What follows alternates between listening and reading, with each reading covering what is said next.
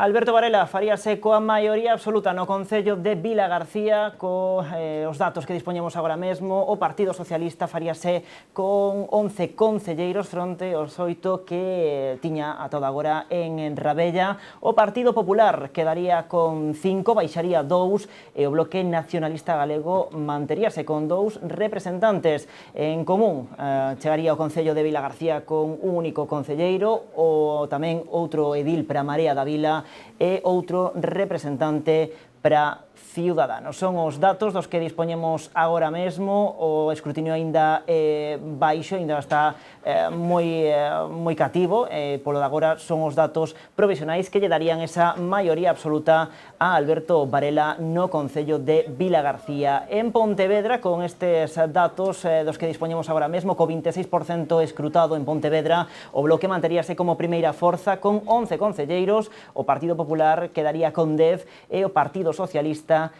tería 4 representantes. No caso de outro municipio de referencia da nosa contorna, Ribeira, o Partido Popular incrementaría a súa representación, pasaría dos 9 aos 10 concelleiros. O Partido Barbanza Independente rompería como a segunda forza no Concello de Ribeira con 5 representantes. O Partido Socialista manteríase con 3. O Bloque Nacionalista Galego retrocedería 2 actas, pasaría das 4 ás 2 e tamén chegaría ao Concello a formación Suma Ribeira cun único representante. No caso de Ribeira, o escrutinio aínda vai máis lento, vai con pouco máis do 17%.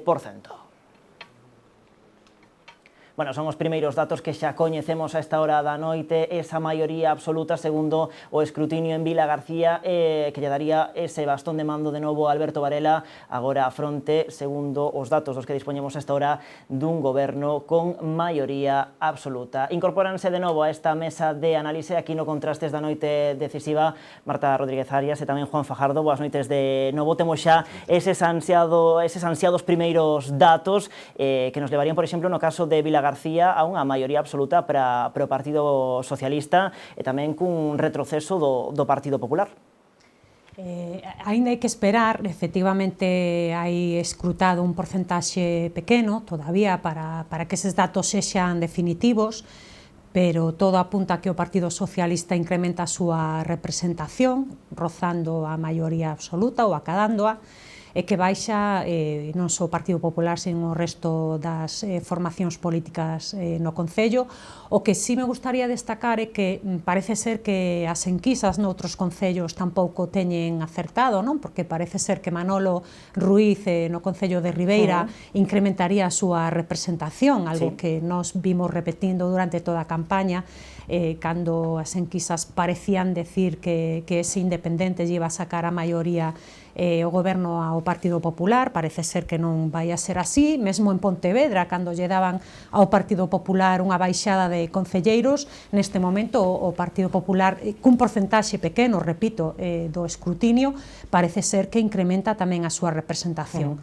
No caso de Vilagarcía imos a ver o que vai acontecer finalmente, pero parece ser, Juan, que todo apunta que o Partido Socialista vai acadar a maioría dos apoios dos cidadáns do noso Concello.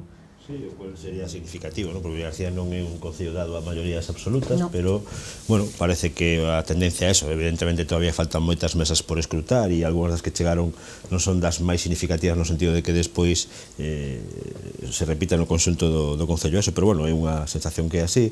Sorprende tamén, evidentemente, o desfondo do bloque da dereita, non? Porque, ao final, se estamos falando de que entre Partido Popular e Ciudadanos son 6 actas, pois tamén é algo sorprendente, non? Igual que é sorprendente pois a capacidade que tivo pois o actual goberno para convencer e incrementar a súa representación. Bueno, eu creo que eso toca para analizar, a xente absolutamente soberana sabe o que fai, pero ten que ver seguramente con 4 anos de tranquilidade, onde evidentemente se fixeron grandes cousas, pero tampouco se fixeron grandes cousas mal feitas. Entón, bueno, eso é unha sensación.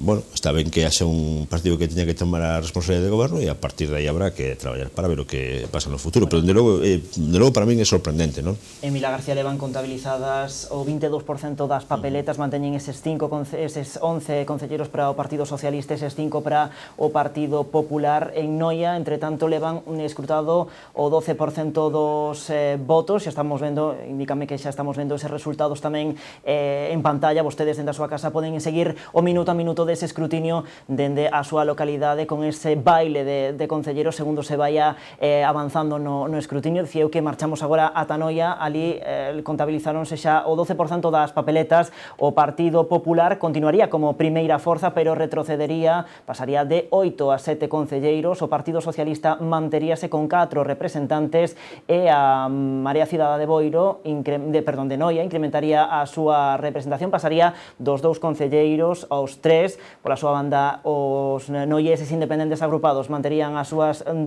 actas e o Bloque Nacionalista Galego mantería a representación que ten na actualidade, que é un único edil.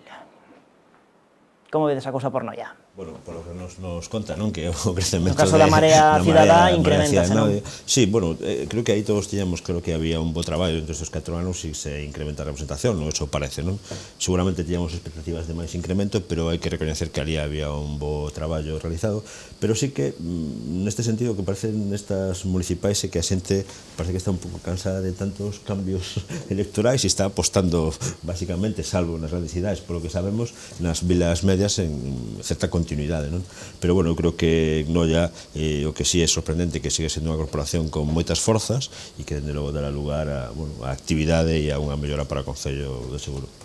O que está claro que o Partido Popular segue sendo o partido máis apoiado pola cidadanía en Noia e, dende logo, nos esperamos a que avance esta xornada e con ese escrutinio o noso alcalde candidato Santi Freire poida manter este goberno neste concello. Esperemos que o Partido Popular non perda ese concelleiro que agora estaba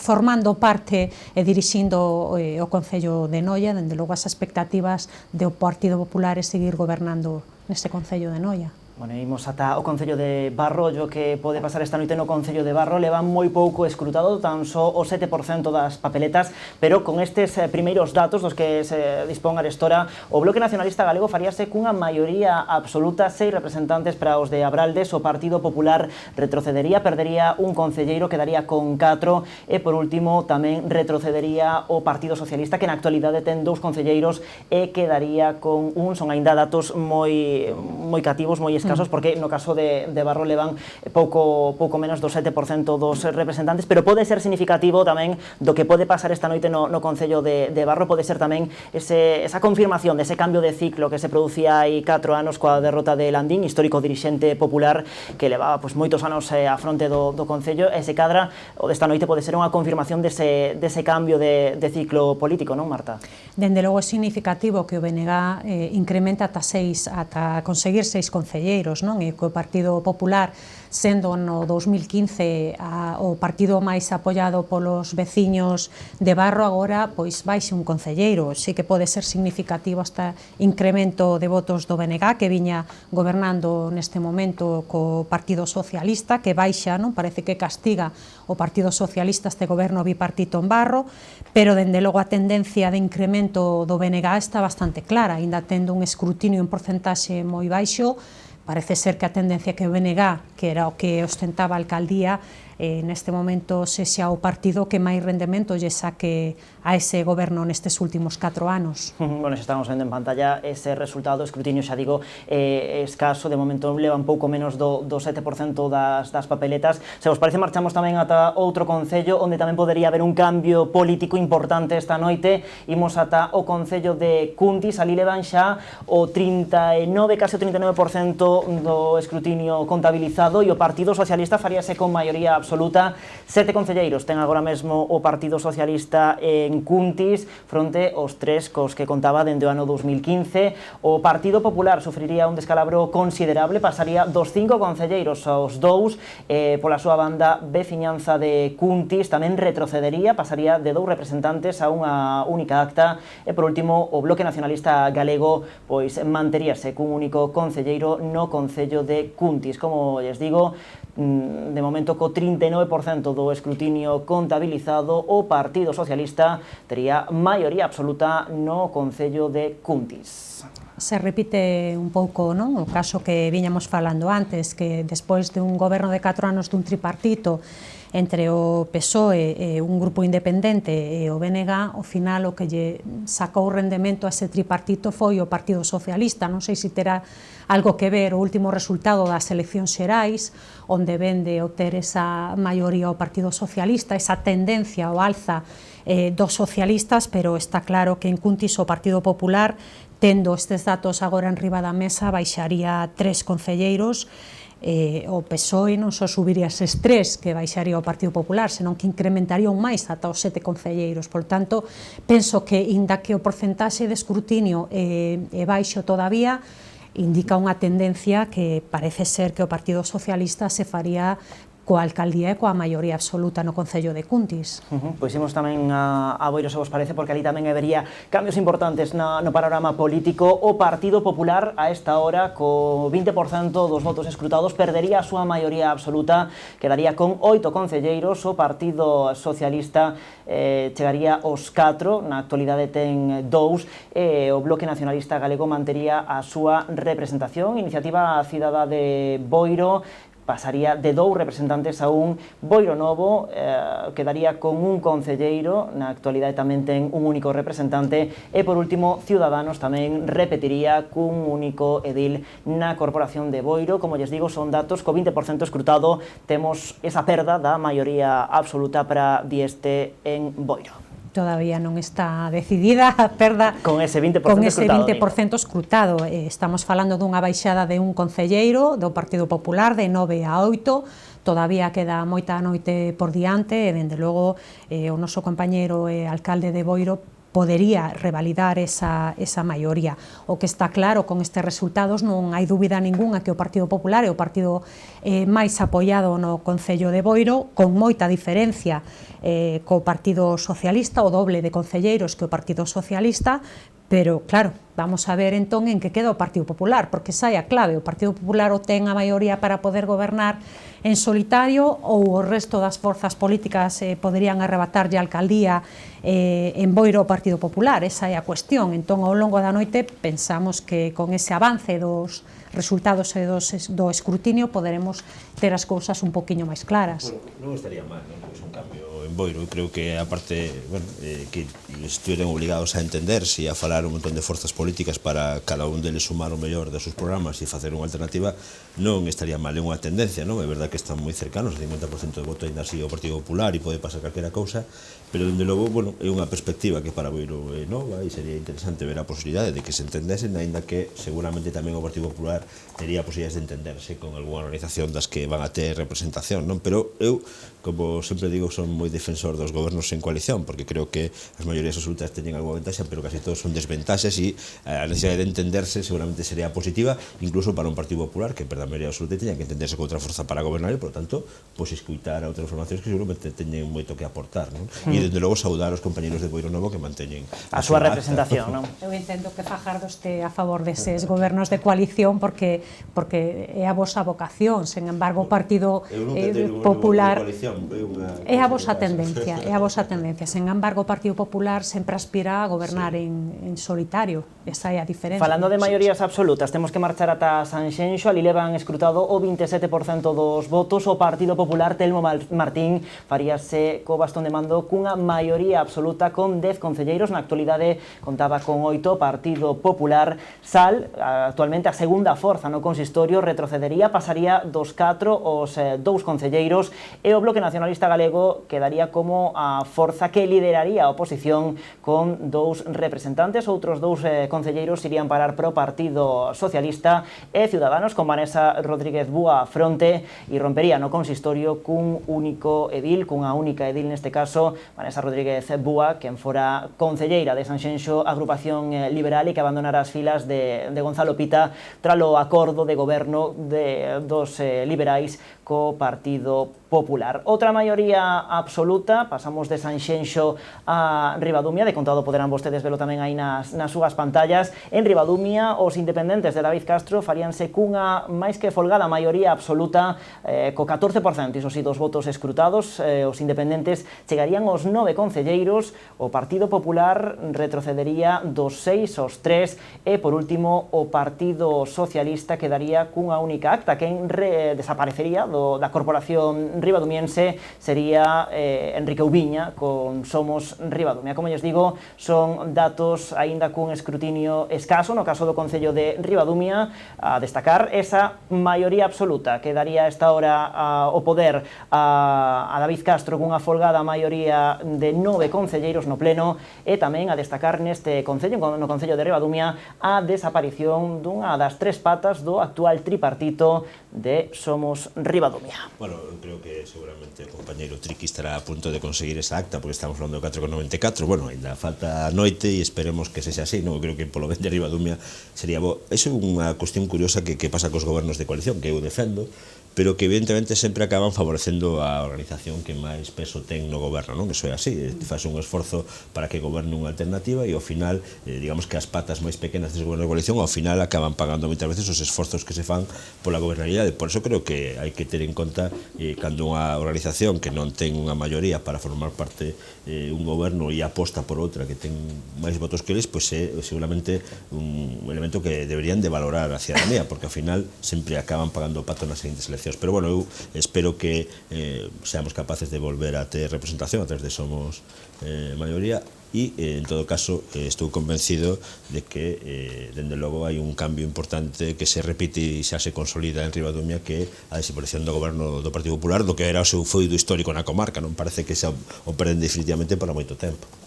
A cara e a cruz, non? A cara a de Sanxenxo, a cruz a de Ribadumia. Sanxenxo, como decíamos ao inicio deste programa, nos percibíamos que Telmo Martín ia ser non só a candidatura máis votada, senón que ia conseguir esa maioría absoluta, e está co incremento de 2 concelleiros, pasa de 8 a 10, un goberno, dende logo, con máis facilidades para poder levar a cabo que el estime oportuno, baixa 2 concelleiros SAL, baixa un concelleiro BNG, polo tanto, todo isto o que di é que os cidadáns de Sanxenxo apoian maioritariamente a Telmo, e dende logo eu felicito dende aquí os nosos compañeiros do Partido Popular de Sanxenxo, e a cruz pois a Ribadumia, onde o Partido Popular parece ser que baixa eses 3 concelleiros, e como di Juan Fajardo, quen sale máis beneficiado son os independentes, que son os que levaban a voz cantante nese tripartito. A noite non fixo nada máis que comezar. Se vos parece, volvemos ata o Concello de Vilagarcía, porque hubo un movimento de concelleiros entre os votos escrutados. Agora mesmo, co 25,58% do escrutinio xa contabilizado, o Partido Socialista incrementaría a súa maioría absoluta, quedaría con 12 concelleiros. O Partido Popular, en retroceso, quedaría con 5, ten na actualidade 7. A terceira forza con representación no Concello sería o Bloque Nacionalista Galego cun representante, outro concelleiro para Vilagarcía en Común, outro máis para Marea da Vila, e por último outro representante para a formación Ciudadanos. Como vemos, unha ampla maioría para o Partido Socialista e unha gran fragmentación tamén desas formacións de esquerda, e tamén esa chegada de Ciudadanos ao Concello. Como vedes? Parece ser que os resultados son que pouco a pouco se vai confirmando, son mellores aínda que o que as enquisas prevían, non? Porque é certo que as enquisas decían que o Partido Socialista ia subir en apoios en Vilagarcía, todas as enquisas coincidían no mesmo, pero a verdade é que non se esperaba esta subida tan grande.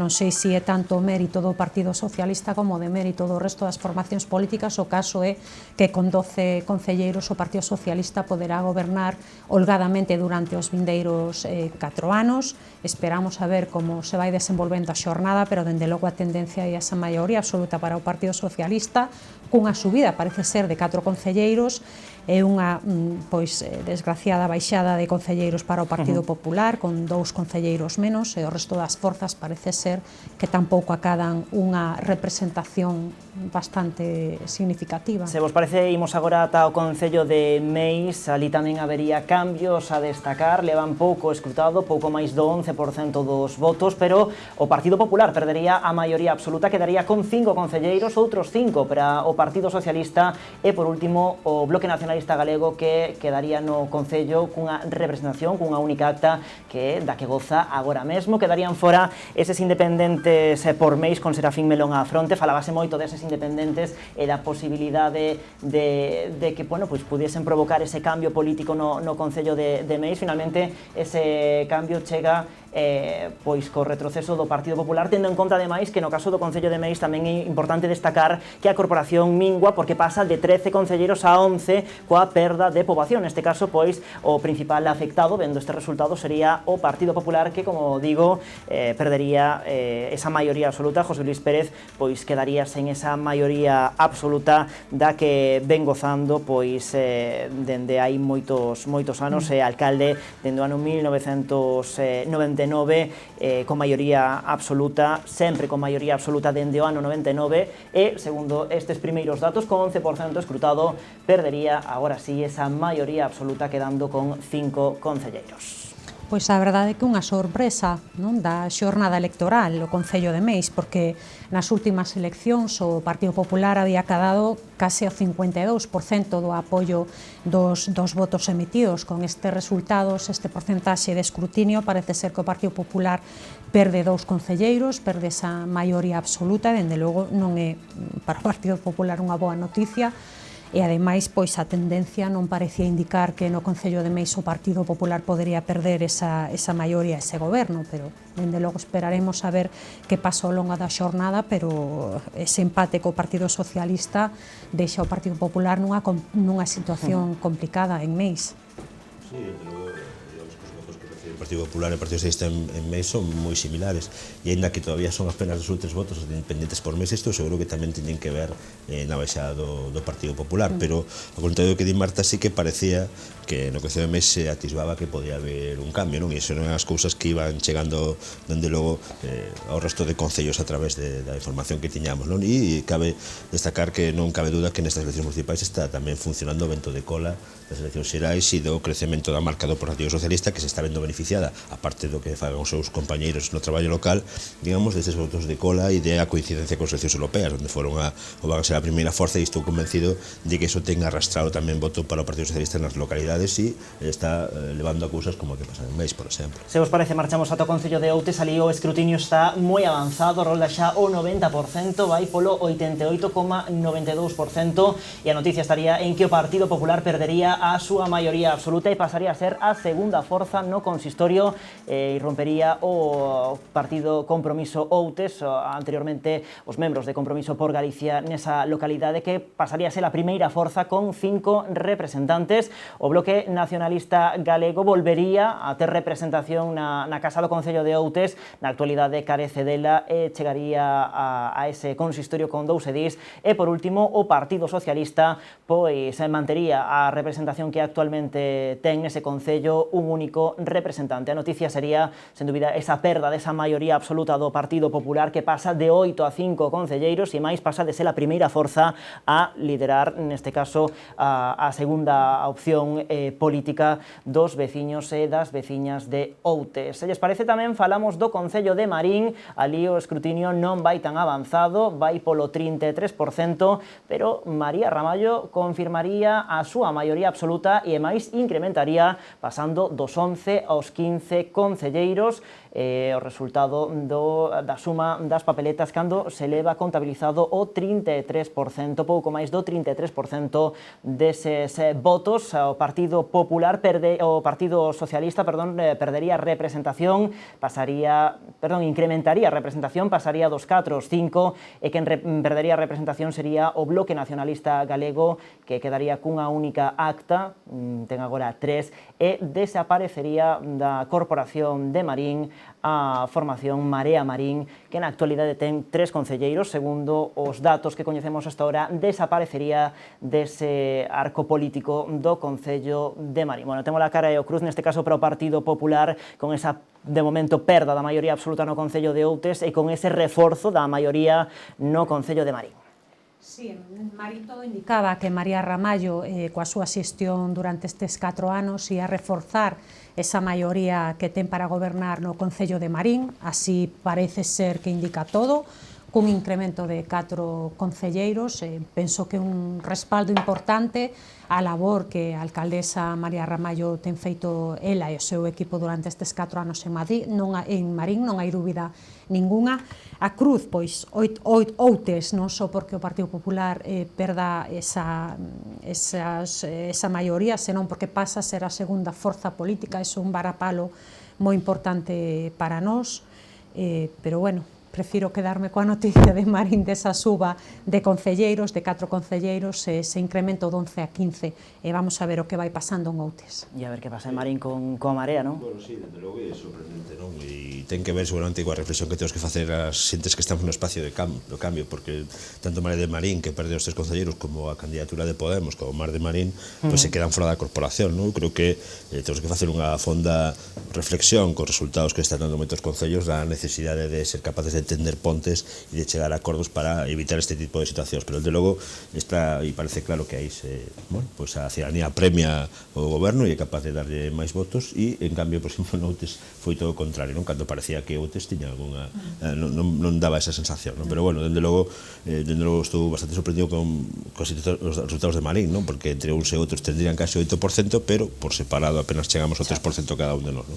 Bueno, hai que reflexionar. Vai ser moi intensa en canto a datos, en canto a información que nos vayan chegando, pois os 34 concellos dos que estamos pendentes nesta xornada electoral, así que imos poñer un pouquiño freo, e se os parece, falamos agora dun asunto un tanto máis amable, porque aquí neste programa, neste contraste da noite decisiva, queremos pois coñecer todos os puntos de vista, porque todos nos parecen moi importantes. Aquí neste programa tamén nos preguntamos como ve a rapazada política. Para atopar esa resposta, pois nada mellor que sair á rúa e preguntarlle aos propios mozos, e como non, para ter a mellor información, pois que mellor que sexa un rapaz o que nos conte pois como ven os mozos a política. O noso particular reporteiro é un pontevedrés de tan só 13 anos, chamase Alfredo Fernández, e esta é a súa crónica dende as rúas de Pontevedra. Nesta noite electoral é importante a opinión dos máis novos. Hoxe celébranse as primeiras eleccións municipais nas que poden votar os nados no século XXI. Por iso, hoxe no canal Rías Baixas saímos á rúa para coñecer a opinión da mocidade pontevedresa con respecto á política local. Importa a política local? Pois sí, a verdade. Sí, mucho. Algo importame. Non sigo moito, a verdade. Se puideses, a quen votarías? A Unidas Podemos. Pues para la alcaldía yo creo que a la persona que está de alcalde. Ahora mismo yo creo que es una opción bastante válida.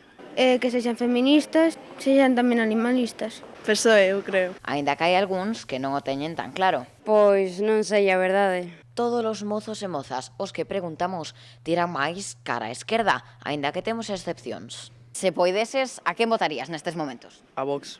O panorama que nos mostra pois é dunha xuventude tremendamente extremista. Hai tamén un sector da mocidade que eu a vexo de repente como encandilada con ideas, vamos a decir, un tanto reaccionarias e sorprendentes para o século XXI, non? A maioría dos nosos enquisados asegura que sí que lle importa quen ocupará este edificio a partir de mañán. Iso sí, temos que destacar a mensaxe que lanzaron, sobre todo as mozas, din que non están dispostas a dar ningún paso atrás nos seus dereitos. Escoiten. Creo que o feminismo é moi importante a nivel político porque plantexa cambios institucionais. Yo creo que lógicamente el feminismo como movimiento que defiende la igualdad entre hombres y mujeres es lógico ser feminista. Pero por suposto, a clave para a decisión polo voto é que nos importa persoalmente a cada un de nós. O medio ambiente, sobre todo, actualmente, e tamén o meu futuro. a conservación do patrimonio. Pues unha educación de calidad, unha sanidade pública de calidad. Xa contan con que van ter que marchar, pero non de Pontevedra, de Galicia en xeral, porque o traballo está fora. Pero se agora preguntamos outra cousa, que lle dirías a un político se o tiveses diante? Arriba España. Que fai as cousas con transparencia. Aínda que outras aproveitan para pedir algo máis difícil. Que cobrasen menos, supongo. Bueno, pois aí estaba o punto de vista da mocidade, grazas tamén ao noso compañeiro Alfredo por esa reportaxe, esa completa reportaxe dende as rúas de Pontevedra. Son as 10:33 minutos, seguimos en directo aquí en Canal Rías Baixas. Agora, pausa para publicidade e de contado, estamos de volta.